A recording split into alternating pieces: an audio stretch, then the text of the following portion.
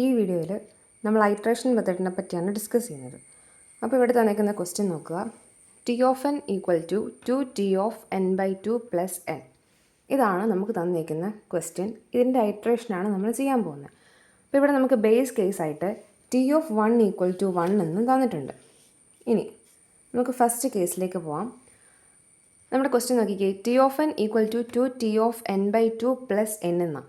അപ്പോൾ നമുക്ക് ഇവിടെ n ബൈ 2വിൻ്റെ വാല്യൂ കണ്ടുപിടിക്കണം. അതായത് ടി ഓഫ് n ബൈ 2വിൻ്റെ വാല്യൂ വേണം നമുക്ക് കണ്ടുപിടിക്കാൻ ആദ്യമേ. അതാണ് നമ്മുടെ ഫസ്റ്റ് സ്റ്റെപ്പ്. അപ്പോൾ ആദ്യമേ നമ്മൾ എന്ത് ചെയ്യുന്നു, നമ്മുടെ തന്നേക്കുന്ന ഇക്വേഷൻ എഴുതുന്നു. T of N equal to 2t of n by 2 plus n. എന്നിട്ട് നമ്മൾ T of n by 2 calculate ചെയ്യുന്നു. ടി ഓഫ് n ബൈ 2 എന്ന് പറയുമ്പോൾ എന്ത് വരും? എന്നിൻ്റെ സ്ഥാനത്തെല്ലാം നമ്മൾ n ബൈ 2 സബ്സ്റ്റിറ്റ്യൂട്ട് ചെയ്ത് കൊടുക്കണം. അപ്പോൾ 2t ഓഫ് n ബൈ 2, ഇവിടെ നമ്മൾ ഒരു ബൈ 2 കൂടെ കൊടുക്കണം. അപ്പോൾ അതെന്താവും? T of n by 2 by 2 plus n by 2. ഇത് ശ്രദ്ധിച്ചോണം. ഇവിടെ കോൺസ്റ്റൻ്റ് ആയിരുന്നു എന്നുണ്ടെങ്കിൽ നമ്മളൊന്നും ചെയ്യേണ്ട ആവശ്യമില്ല. പക്ഷേ അവിടെ n വന്നതുകൊണ്ട് നമ്മൾ n ബൈ 2വിൻ്റെ വാല്യൂ ആണ് കണ്ടുപിടിക്കുന്നത്. അതുകൊണ്ട് എന്ത് വരും? എന്നിനും n ബൈ 2 എന്നുള്ള വാല്യൂ നമ്മൾ സബ്സ്റ്റിറ്റ്യൂട്ട് ചെയ്ത് കൊടുക്കണം. അടുത്തത് t of n by 2 equal to, നമ്മൾ ഈ n ബൈ 2 ബൈ 2വിനെ ഡയറക്റ്റ്ലി n ബൈ 4 എന്ന് എഴുതാറില്ല. പകരം എന്തെഴുതും? അതിൻ്റെ പവറായിട്ട് തന്നെയാണ് സബ്സ്റ്റിറ്റ്യൂട്ട് ചെയ്യുന്നത്. അപ്പോൾ n by 2 square plus n by 2 എന്ന് വരും.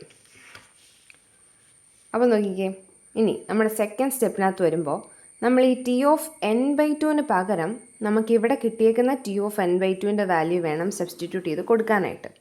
നമുക്ക് നോക്കുമ്പോൾ മനസ്സിലാവും. നമ്മൾ 2 എഴുതി, പിന്നെ t of n by 2. T of n by 2വിന് പകരം നമ്മൾ എന്ത് എഴുതി? 2t of n by 2 square plus n by 2 എന്ന് എഴുതി. പ്ലസ് ഒരു എന്നും കൂടെ ഇല്ലേ, ആ എന്നും നമ്മളിവിടെ തന്നെ കൊടുത്തു. അപ്പോൾ അടുത്ത സ്റ്റെപ്പ് എന്ത് വന്നു? അത് നമ്മൾ ഉള്ളിലേക്ക് സബ്സ്റ്റിറ്റ്യൂട്ട് ചെയ്യുക. നമുക്കറിയാമല്ലോ, ബ്രാക്കറ്റിനെ നമ്മൾ ഓപ്പൺ ചെയ്തു.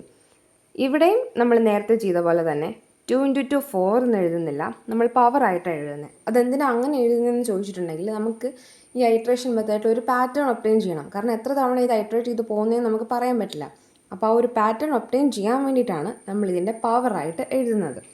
അപ്പോൾ 2 square T of n by 2 square plus 2 into n by 2. ആ 2ഉം 2ഉം നമുക്ക് ക്യാൻസലാക്കി കളയാം, പ്ലസ് n. അപ്പോൾ അടുത്ത് ഇത് നിങ്ങൾക്ക് മനസ്സിലാകാൻ എന്നിങ്ങനെ ഓരോരോ സ്റ്റെപ്പായിട്ട് എഴുതിയിരിക്കുന്നത്. ഇതൊക്കെ നമുക്ക് ഡയറക്റ്റ്ലി കിട്ടുന്നതല്ലേ ഉള്ളൂ. n പ്ലസ് n എന്ന് പറയുന്നത് 2n ആയിരിക്കും. അപ്പോൾ എന്ത് വരും? Last 2 square T of n by 2 square plus 2n നമുക്ക് കിട്ടും.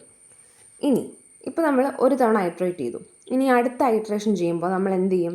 നേരത്തെ നമ്മൾ ടി ഓഫ് n ബൈ 2വിൻ്റെ വാല്യൂ ആണ് കണ്ടുപിടിച്ചത്.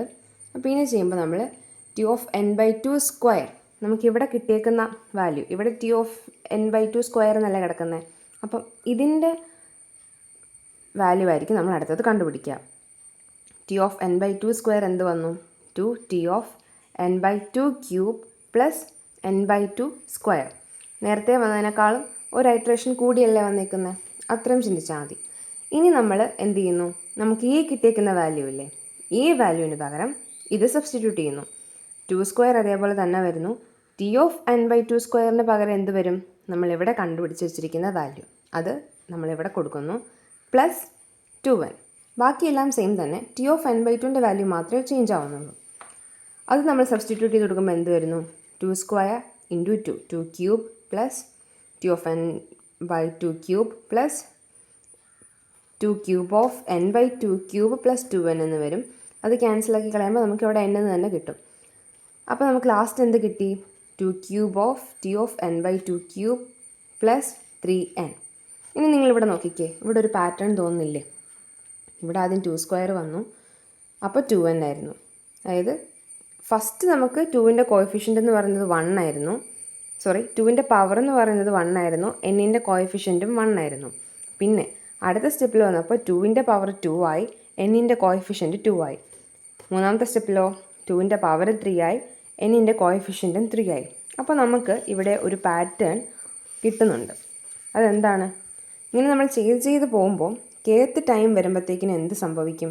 ടി ഓഫ് എന്നിൻ്റെ value 2 raise to power k plus 2 raise to k T of n by 2 raise to k plus k of n എന്ന് കിട്ടും. കാരണം നമുക്കിവിടെ നോക്കുമ്പോൾ തന്നെ മനസ്സിലാവും അല്ലേ, ഈ പവറും കോഎഫിഷ്യൻറ്റും എല്ലാം സെയിം വാല്യൂ തന്നെയാണ് വരുന്നത്. അപ്പോൾ അവിടെയെല്ലാം നമ്മൾ എന്ത് കൊടുത്തു? k എന്നുള്ള വാല്യൂ കൊടുത്തു.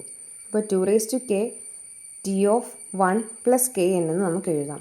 ഈ ടി ഓഫ് വൺ എവിടെ നിന്നാണ് വന്നത്? നമ്മുടെ ബേസ് കേസ്. നമ്മളിവിടെ ക്വസ്റ്റ്യനിൽ പറഞ്ഞിട്ടുണ്ട് T of one equal to one എന്നുള്ളത് നമ്മുടെ ബേസ് കേസാണ്. അപ്പോൾ നമുക്ക് ജനറലി വരുന്ന ഇക്വേഷൻ കിട്ടി 2k T of n by 2k plus K N. ഇതാണ് kth ടൈമിൽ വരുന്ന ഇക്വേഷൻ. അവിടെ ടി ഓഫ് n ബൈ 2kയിൽ നമ്മുടെ ക്വസ്റ്റ്യനിൽ തന്നിരിക്കുന്ന ബേസ് കേസിൻ്റെ വാല്യൂ നമ്മൾ സബ്സ്റ്റിറ്റ്യൂട്ട് ചെയ്തു. ഇനി ഇവിടെ ചിന്തിക്കേണ്ടത് നമ്മളിങ്ങനെ ഐട്രേറ്റ് ചെയ്ത് വരുമ്പം നമുക്ക് ഫൈനലി കിട്ടേണ്ട ആൻസർ ക്ലോസ് ടു 1 ആയി വരിക ചെയ്യുക. അത് കാണിക്കാൻ ഞാനൊരു എക്സാമ്പിൾ കൊടുത്തേക്കുന്നത്. n 16 ആണെന്ന് വിചാരിക്കാം. അപ്പം n/2 അത് 16/2 എന്താ വരിക? 8. ഇനി അത് ഐട്രേറ്റ് ചെയ്ത് നമുക്കിവിടെ കിട്ടിയതുപോലെ വാല്യൂ കൂടി വന്നു. n/2⁴ എന്ന് പറയുമ്പോഴത്തേക്കിന് എന്ത് വരും? 16/16 ഈക്വൽ ടു 1 എന്ന് നമുക്ക് കിട്ടും. ക്ലിയർ അല്ലേ? അപ്പം എന്നിൻ്റെ വാല്യൂ കുറഞ്ഞു വരുന്നുണ്ടെന്ന് നമുക്ക് മനസ്സിലായി. ഇനി നമ്മൾ നമ്മുടെ kth ടേബിൾ ഇക്വേഷൻ എടുത്ത് എഴുതി. ആ ടി ഓഫ് n/2 പകരം 1 സബ്സ്റ്റിറ്റ്യൂട്ട് ചെയ്ത് ഇക്വേഷൻ എഴുതി. അത് ഇക്വേഷൻ 1ഉം 2ഉം ആയിട്ട് നമ്മൾ എടുത്തു. നമുക്ക് എന്ത് കണ്ടുപിടിക്കണം? കെയുടെ വാല്യൂ കണ്ടുപിടിക്കണം. അപ്പോൾ നമ്മൾ ഫസ്റ്റ് ഇക്വേഷനും സെക്കൻഡ് ഇക്വേഷനും തമ്മിൽ ഇനി കമ്പയർ ചെയ്യാനാണ് പോകുന്നത്. അപ്പോൾ n/2k എന്ന് പറയുന്നത് എന്താ? 1 ആണ്. അത് നമുക്ക് ഈ കമ്പയർ ചെയ്യുമ്പോൾ തന്നെ മനസ്സിലാവും അല്ലേ? n/2k എന്ന് പറയുന്നത് ടി ഓഫ് 1 ആണ്. അപ്പോൾ നമുക്ക് അവിടെ നിന്ന് എന്നിൻ്റെ വാല്യൂ കിട്ടും 2k. ഇനി എന്ത് ചെയ്യും? നമ്മൾ ഈ രണ്ട് സൈഡിലും ലോഗരിതം സബ്സ്റ്റിറ്റ്യൂട്ട് ചെയ്യും. അപ്പോൾ നമ്മൾ log to the base 2 രണ്ട് സൈഡിലും സബ്സ്റ്റിറ്റ്യൂട്ട് ചെയ്ത് കൊടുക്കുകയാണ്. അപ്പോൾ log to the base 2 into n equal to log to the base 2 into 2k. നമ്മുടെ എന്നിൻ്റെ വാല്യൂ തന്നെ 2k ആണ് നമ്മൾ സബ്സ്റ്റിറ്റ്യൂട്ട് ചെയ്യുന്നു.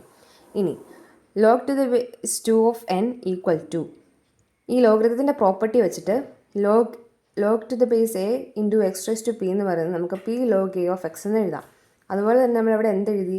ഈ k ഇവിടെ വന്നു log to the base 2 into 2. ഇനി കെയുടെ വാല്യൂ കണ്ടുപിടിക്കാൻ വേണ്ടിയിട്ട് നമ്മൾ log b of x by log b of a എന്ന് എഴുതുമ്പോഴത്തേക്കിന് എന്ത് കിട്ടും? log a of x. അങ്ങനെ ചെയ്തപ്പോൾ നമുക്ക് എന്ത് കിട്ടി? log to the base 2 into n. അപ്പോൾ കെയുടെ വാല്യൂ നമുക്ക് ഇവിടെ നിന്ന് കിട്ടി. ഇനി നമ്മൾ നമ്മുടെ ആ ജനറൽ ഇക്വേഷൻ, അതായത് ഇക്വേഷൻ 1ലേക്ക് ഇത് സബ്സ്റ്റിറ്റ്യൂട്ട് ചെയ്ത് കൊടുക്കുക ചെയ്യുന്നത്. 2k എന്ന് പറയുന്നത് n ആണെന്ന് നമുക്ക് ഓൾറെഡി കിട്ടി. അപ്പോൾ നമ്മൾ n ടി ഓഫ് 1 പ്ലസ് കെയുടെ വാല്യൂ ഇൻറ്റു ഇക്വേഷനിലൊരു n ഉണ്ടല്ലോ, ആ n കൂടെ കൊടുക്കുന്നു. ഇതിനെ റീഅറേഞ്ച് ചെയ്യുമ്പോൾ നമുക്ക് എന്തെഴുതാം? n log 2 of n എന്ന് എഴുതാം. ഈ n ടി ഓഫ് 1 എന്നുള്ളത് ടി ഓഫ് 1ൻ്റെ വാല്യൂ 1 ആയതുകൊണ്ട് ഇത് n ആവും. പിന്നെ നമ്മൾ ബിഗ് ഓ നൊട്ടേഷൻ ടേമിൽ എഴുതുമ്പോൾ എങ്ങനെയാണ് ഇവിടെ n അല്ല n log n ആണെന്ന് മനസ്സിലാവുന്നത്? നോക്കുക, n log n എന്ന് പറയുന്നത് n-നേക്കാളും ഗ്രേറ്റർ ആണ്. അതുകൊണ്ട് ബിഗ് ഓ നൊട്ടേഷനകത്ത് വരുന്നത് ആരായിരിക്കും? n log n ആയിരിക്കും. പിന്നെ വേണമെങ്കിൽ നമുക്ക് ആലോചിക്കുക, ഇവിടുത്തെ ഈ ബേസ് ഈ 2 അവിടെ പോയി. നമ്മൾ ബിഗ് ഓ നൊട്ടേഷനകത്ത് നമുക്ക് കിട്ടുന്ന കോൺസ്റ്റൻറ്റ് ടേംസിന് നമ്മൾ മൈൻഡ് ആക്കുന്നില്ല. അതുകൊണ്ട് തന്നെ n log n എന്ന് എഴുതിയാൽ മതി.